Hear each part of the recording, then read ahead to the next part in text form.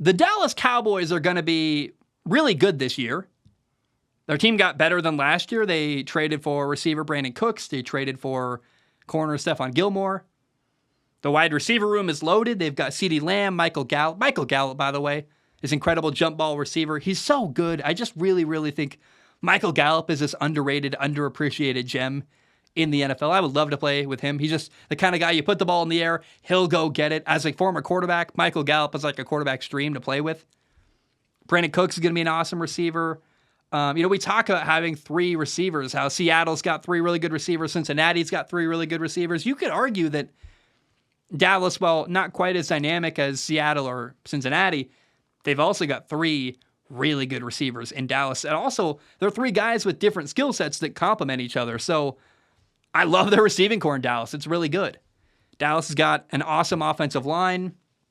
It is worth mentioning, though, that their two stars on the offensive line, Tyron Smith and Zach Martin, they are both getting older. They turned 33 during the year, later in the year, towards the end of the season. But still, I mean, their hallmarks on the offensive line are not getting any younger, and that could be a problem sometime in the future.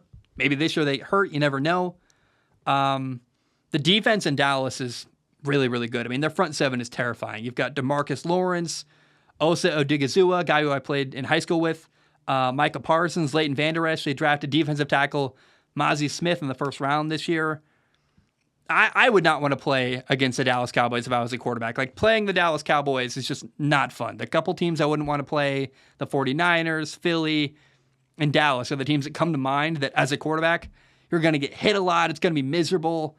I remember watching Dallas dominate Kirk Cousins and the Vikings like 40-3 last year, feeling horrified. Like, as a former quarterback, like, no way. I would not, under any circumstance, want to play quarterback against the Dallas Cowboys. Obviously, like, it's kind of a joke. You have to man up in the NFL, but my goodness, man, they are physical. And not only will the defensive line kill you, but they've got really good corners out wide. They've got Trevon Diggs, and now the 2019 Defensive Player of the Year, Stephon Gilmore, who you can criticize Stephon Gilmore and say, well, he's getting old. He's 32 years old. And I understand that. That's fair. However, he's playing with a great pass rush. Guys like DeMarcus Lawrence are going to be knocking the quarterback on his back. And so a great pass rush really helps your corners. And I just think that, man, as a defense, like, Dallas is so loaded, man. To have great corners like that paired with a really good pass rush getting after quarterbacks, I mean, I'm telling you, like, if you're an opposing quarterback, you're going to have a miserable time playing Dallas. And because of their defense and the players they have, it's just going to really help them hang around other teams and do a lot of damage. And they're going to win because of the players I just said, because of their defensive line and because of Trevon Diggs and Stephon Gilmore. They're going to have a win or two extra because of how great those players are and the players they're going to make this year. Now, I talked about how I'm worried about players like Tyron Smith, their left tackle in Dallas, getting older. They do have a left guard, Tyler Smith, who was a first-round pick in 2022. He's a guy who likely will move over to tackle when Tyron Smith retires, so it's not all doom and gloom. The rest of their offensive line is actually pretty young, all under 26. I feel good about that. And Dallas just, honestly, has put together one of the very best teams in the entire NFL. I have a lot of respect for the team they put together and the players, and I see talent galore in Dallas. Great receivers, a great pass rush, great corners. No team has won the NFC East in back-to-back years since Philly did it in 2004.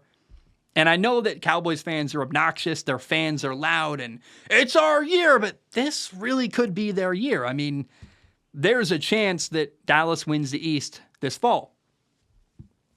I have the Dallas Cowboys going 12-5 this year. I think they're a really good football team. However, I think there's been I didn't mean to, but as I've talked about the Cowboys this entire segment, there's been a bit of I think an inflection in my voice that's been a little bit negative. Like, when's the shoe going to drop? Here's the shoe. Here's the other foot. The shoe's on the other foot. What's the saying? I don't know. Here's the shoe. I can't even talk. Here's the problem in Dallas as I try to stumble over my words a bazillion times. The coach and quarterback got to prove it in Dallas this fall. Dallas is second behind Philly when it comes to who's got a better roster and a better football team. And as you look around the NFC East, just in their division alone, the Cowboys don't have the best coach or the best quarterback in their division. I am skeptical of their head coach, Mike McCarthy. I'm skeptical of their quarterback, Dak Prescott. I mean, I would rather have both Nick Sirianni in Philly or Brian Daboll in New York over Mike McCarthy.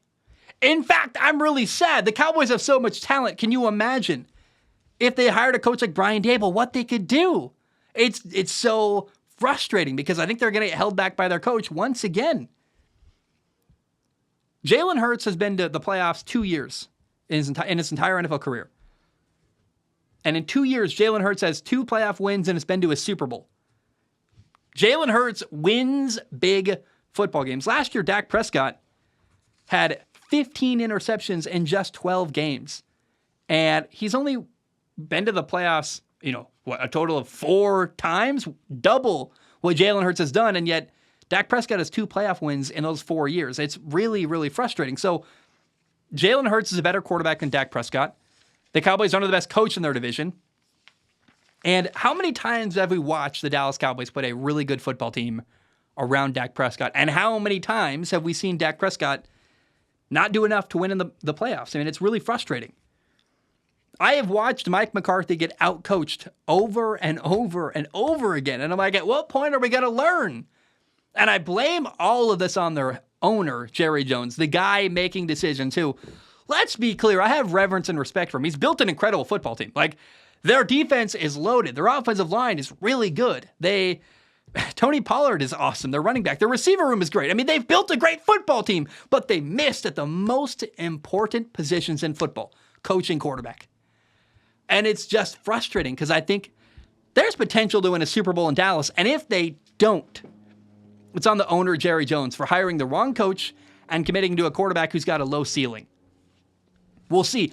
I would love to be wrong. I don't hate Dallas. I want to see them win a Super Bowl this year. That'd be awesome.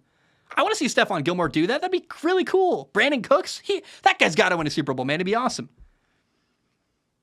I respect the talent in Dallas, but I'm skeptical of their coach and their quarterback. Again, Dak, 12 games last year, 15 interceptions. That's not great. Now, they did fire their offensive coordinator who got hired. Kellen Moore got hired in LA with the Chargers.